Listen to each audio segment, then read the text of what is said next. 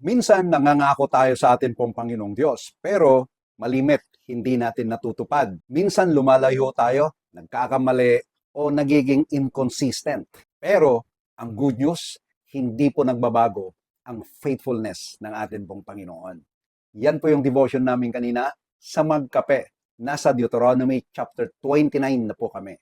At doon namin nakita na kahit paulit-ulit ang disobedient, nag-fail ang mga Israelites, patuloy pa rin inaabot, binibigyan ng importansya ang Panginoon ang mga Israelites na ito.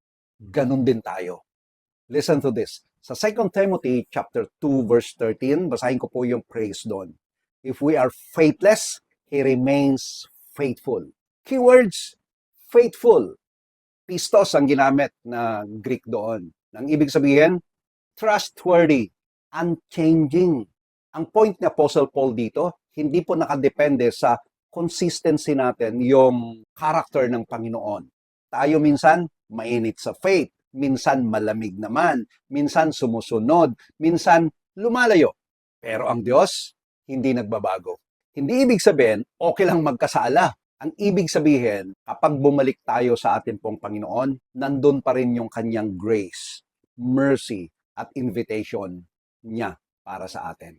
Kahit hindi tayo faithful, tinutupad pa rin ng Panginoon ang kanyang promise sa pamagitan ni Jesus Christ. Kapag pakiramdam mo, nag-fail ka, hindi ibig sabihin, iniwan ka na ng Diyos.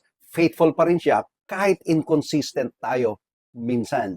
At araw-araw, inaanyayahan tayong bumalik sa Kanya. Kung may kakilala kang nagtatanong, paano ba talaga ma-save? Meron po akong link diyan sa description. I-copy mo yon at isend sa Kanya. Again, ako si Pastor Wes, na laging nagsasabing, be an inspiration at solution po. Ingat po kayo. God bless everyone. Bye.